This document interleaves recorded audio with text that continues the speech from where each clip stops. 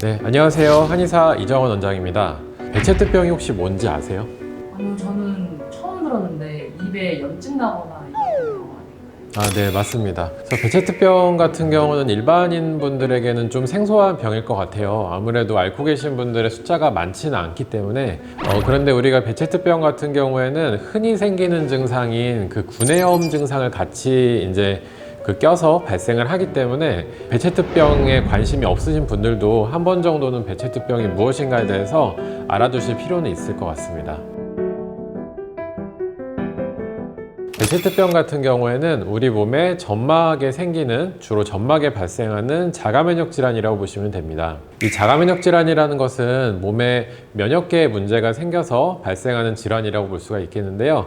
배체트병이 몸에 발병을 하게 되면 그 입안에 굉장히 또 염증이 심하게 생겨서 이제 밥을 잘 못 먹거나 입이 아프게 되거나 이런 경우도 있고, 혀에 또 염증이 생기게 되고 심해지게 되면 이제 피부에 홍반이라고 해서 동그랗고 이제 붉은 것들이 올라옵니다. 그리고 생식기 주변에도 염증이 생기는 경우들이 있고요.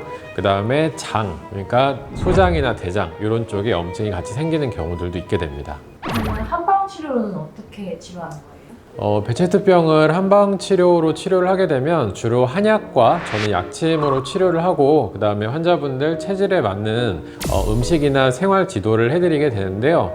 한약 처방 같은 경우에는 몸의 회복력을 높이는 처방과 또 이제 염증을 없애는 처방, 염증을 잘 생기게 만드는 독소라던가 불필요한 수분이 우리 몸에 정체되어 있는 것들을 이제 없애주고 이런 것들을 주로 하게 됩니다. 그리고 약침 같은 경우에도 이제 몸의 면역계를 이제 조절을 하고 또 이제 면역력이 떨어지고 회복력이 떨어진 경우에는 그것들을 조금 더 활성화시킬 수 있는 방향으로 그렇게 좀 치료를 하고 있습니다. 치료 기간은 얼마나 받나요? 그러니까 치료 기간이 이게 얼마나 병을 알아오셨는지 또 이제 병이 얼마나 심한가 이런 부분에 따라서 좀 다르다고 보시면 될 것 같아요. 그래서 뭐 가벼운 경우에는 한 6개월에서 1년 정도의 좀 집중적인 치료가 필요할 수 있고, 좀 심한 경우에는 1년, 2년 정도 좀 기간을 길게 잡아야 되는 경우도 있는 것 같습니다. 혹시 그러면 배체트병에 걸리면 죽을 수도 있나요? 배체수병이 생겨서 이제 장에 염증이 좀 심하게 오는 경우들이 있어요. 장에 구멍이 뚫릴 수가 있거든요. 그런 위급 상황이 발생을 할 수도 있기 때문에 그런 경우에는 생명의 위협이 또 있을 수가 있고, 그 다음에 스테로이드라던가 이런 양약을 많이 쓰게 되는 경우들이 있는데, 그런 스테로이드로 인한 부작용 때문에 몸이 약해져서 뭐 노인이나 이제 몸이 약하신 분들은 이제 안 좋은 케이스가 발생을 할 수도 있을 것 같습니다. 배체트병에 걸린 환자들은 평소에 어떻게 몸 관리를 해야 돼요? 가장 중요한 게 딱 두 가지예요. 하나는 과로를 좀 조심하셔야 됩니다. 이 과로라는 거는 조금 더 구체적으로 말씀을 드리면은 본인 체력보다 에너지를 더 많이 사용하는 걸 얘기를 하고, 또 이제 잠을 줄여서 뭔가 일을 한다거나 뭐 이런 경험은 흔히 있으실 거예요. 이제 구내염 아시죠? 구내염? 그러니까 입안에 염증 생기는 거. 이게 몸이 튼튼하고 회복력이 좋은 분들은 생겼다가 하루 이틀 만에 바로 없어져요. 근데 이게 회복력이 떨어지시는 분들은 뭐 일주일, 이주일 이렇게 가게 되거든요. 그러니까 배체트병이 발생했을 때도 마찬가지로 몸의 회복력이 좋은 경우에는 염증이 생겼다가도 금방 없어지게 되는데, 회복력이 떨어지게 되면은 염증이 오래가고 잘 안 낫게 됩니다.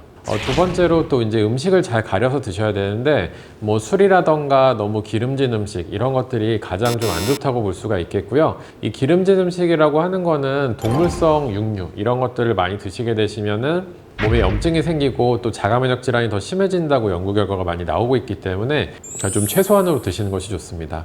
그럼 혹시 일반인이 입에 염증이 생겼거나 이랬을 때 배체트병인가 의심할 만한 증상이 혹시 있나요? 구내염이 사이즈가 좀 크고, 그 다음에 잘 낫지가 않고, 그러고 구내염과 함께 어떤 다른 염증 증상들이 같이 있는 경우, 특히 이제 피부에 홍반이 생긴다거나 이제 생식기 주변으로 궤양이나 염증이 생기면은 거의 배체트병을 의심을 해야 되는 경우가 많기 때문에 그런 것들을 잘 알아두시면 좋을 것 같습니다. 이게 염증이 굉장히 심해졌을 경우에 이제 병원에 가셔가지고 스테로이드를 좀 대량으로 처방받으시는 경우가 있어요. 이게 이제 증상을 가라앉히는 거에는 효과가 있겠지만, 그런 일이 반복이 되다 보면 스테로이드에서 내성도 생기게 되고 몸이 전반적으로 약해져서 병이 더 만성화되는 경우가 많아요. 가급적이면은 병원에 가셔가지고 스테로이드를 많이 복용하기 전에 평소에 생활 관리를 잘 하셔서 염증이 잘 발생하지 않는 몸 상태를 좀 만들어 보셨으면 좋겠고요. 그리고 이제 한방 치료 역시도 베체트병을 치료할 수 있는 좋은 대안이 되기 때문에 뭐 한방 치료 역시도 베체트병으로 고민 중이시라면은 고려를 좀 해보시면 좋을 것 같습니다. 네, 오늘 이렇게 베체트병에 대해서 한번 알아보았습니다. 앞으로도 뭐 자가 면역 질환이나 또 이제 난치성 질환에 대해서 환자분들에게 도움이 될 만한 정보가 있으면 또 전달을 해보도록 하겠습니다. 감사합니다.